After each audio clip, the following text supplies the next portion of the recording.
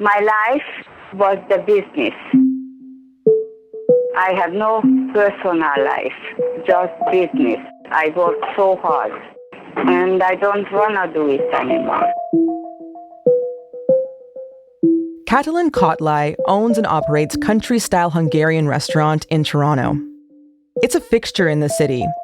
But after more than 2 decades of running the business, she's decided to retire. Yes, I have my daughter, but I don't want her to take it over. It's not an easy thing, not an easy job. I don't want her to work that hard. I worked so hard all in my life. Her situation, or a version of it, is playing out across Canada. Small business owners are, on average, older than the Canadian population.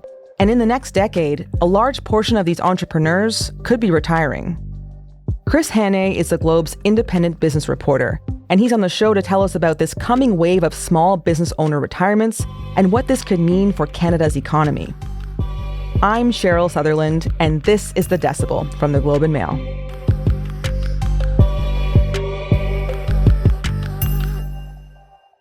Chris, thanks so much for being here today. Hey, thanks for having me. So we just heard from Katalin Kotlai, who's the owner of country-style Hungarian restaurant, home of the schnitzel. I wonder, how common is her story? It is super common. It is one of these major changes that is going to affect Canada's small business landscape, this demographic wave of retirees. Because if you look at the stats, in 2004, people who are over the age of 50 owned 47% of small and medium-sized businesses. And you'd kind of expect that people who are more experienced probably own a larger share. They've had some time to save up money to buy businesses, to grow in the businesses. But now, in 2020, the most recent numbers, people over the age of 50 own 62% of these businesses. Oh, wow. And the federal government actually recently estimated that 75% of all small business owners are going to retire in the next decade. That's a huge number. Yeah, and so depending on what happens, it could mean a lot for Canada's economy because small businesses are, each individual small business obviously is small. It's in the name. But in the aggregate, it's a huge percent of our economy. It's 98% of all the businesses. 98%? It's Wow. more than half of all people who are not employed by the public sector. And so depending on what happens with these small businesses, it could mean a lot to Canadians. Yeah. And can we just lay out the basics here? When we say small business, what do we mean by that?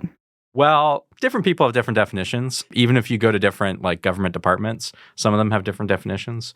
Sometimes it's a bit of a state of mind. But in terms of writing a story where I need to have facts, yes, I'm mostly going by Statistics Canada, which goes by the number of employees.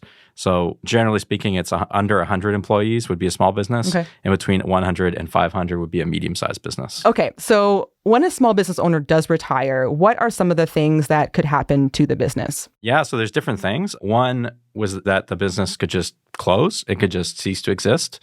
A business owner might be in a place to do that if they've managed to save up a lot of money for retirement over the course of their career, and they don't have anyone obvious to take over the business. Or perhaps it's a business like a restaurant that had to take on a lot of debt during the pandemic and they can't find a buyer for whatever reason, in which case it's probably a more sad situation. I know I've talked to some business owners who had been planning to retire up until the pandemic happened, and then that kind of blew away their retirement plans because suddenly they were in debt that they had to get out of. Another option, common option, is to sell the business.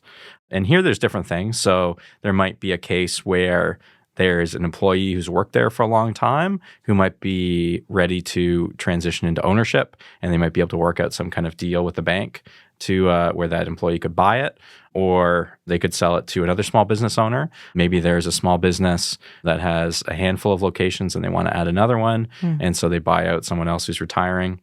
There's also family succession. So it could be a business owner wants to pass it on to their kid, or a younger sibling is also a common thing. Family-owned businesses actually make up a huge share of Canada's economy as well. About a third of all small and medium-sized businesses are family-owned. It's a big chunk. Yeah, exactly. And so some of them are starting to look at family succession as an option. When I've talked to experts about this, one of the things, though, is that family succession tends to work better when kids have been involved in the business for many years. And so maybe grew up in the business, learned the ropes, And so when they kind of go into that ownership, it's a smooth transition. But for kids that maybe have had no involvement, they may not feel much attachment to the business and they may not want to run their parents' business. I mean, in Katlin's case, I know this is the woman who owns Country Style Hungarian Kitchen. She mentioned that she didn't want to pass it on to her daughter because of the workload. What are you hearing about young people maybe not wanting to take on this family business? That is something that I've often heard from older business owners when I've talked to them about this issue of succession. A lot of people say young people don't want to own businesses anymore, and part of me was like, there's always like people saying young people nowadays don't want to do this, but there does seem to be surveys and data that backs up that that's the case. I was recently talking to the Business Development Bank of Canada, who did a survey around mental health. And one of the things they found is that younger entrepreneurs are like way more stressed than older entrepreneurs are, way more likely to cite things like having work-life balance as a source of stress, and way more likely to agonize over the decisions that they were making and to have a fear of failure that their business wouldn't succeed. I also want to mention, I think that there's also some different economics, which I think also plays a role. So things like student debt. Certainly in some professions I've looked at, people who may need to get professional schooling accreditation, be in school longer, and have to pile up way more debt than their parents ever did. That's obviously going to hold them back from business ownership as well. Because if you're already saddled with $100,000, $200,000 of student debt, the bank's not going to give you a couple $1 million to buy a business. Is the thought here that things are so expensive now? Like you mentioned, the student debt, that kind of thing for younger people, that it's so expensive that running a small business just isn't lucrative enough given the time you'd have to put in? I think that depends so broadly based on industry. I know certainly economic-wise, side hustles have been a big thing, particularly during the pandemic. And that's certainly one part of entrepreneurship that we see grow. I want to make a bit of one kind of definition clear here. When we've been talking about like young people that want to own small businesses, obviously as well, there is a movement among like Gen Z, millennial to be entrepreneurs. The people I've talked to in the data seems to suggest that mostly takes the form of the side hustles, earning some extra income on the side. And, I was talking to Karen Grieve-Young, the Chief Executive Officer of Futurepreneur recently. That's a nonprofit that helps fund businesses. And she was saying that they started a quote, side hustle program during the pandemic to help support people with these extra businesses. And they've seen huge uptake in that. And that's been a really big project for Futurepreneur. But when we're talking about kind of young people, quote, don't want to own small businesses, we're talking more about the sort of traditional small business where you have employees and it's like a restaurant or a store or something like that. We'll be right back.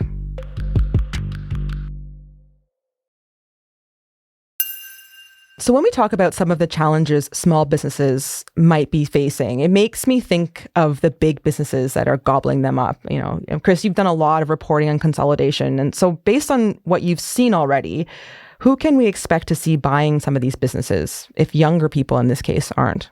Yeah, so there's also the phenomenon of consolidation that's happening, and that's kind of happening at all levels. So in one case, you have in the bank sector, there was the recent purchase of HBC by Royal Bank, which is the first biggest bank buying the seventh biggest. In telecom, that's happened at all levels.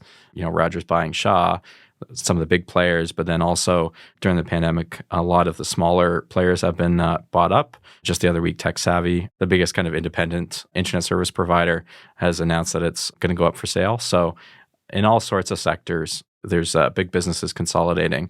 So it just gets down to a few players. And then what about on the small business scale? Are we seeing the same type of consolidation happening there as well? Yeah, depending on the industry, there has been a lot of activity. So I've done a number of stories around like health-based businesses like veterinarians and dentists and physio and optometry, all being fields where private equity-backed businesses have seen a lot of opportunity to buy up these sort of owner-operated small businesses. Some operate them as chains, but a lot of times they don't even like change the name on the door or let you know that it's now owned by a chain. So that's definitely something that's happening in some industries. And what does it mean for consumers then when small businesses get bought up by these, either big corporations or by other businesses?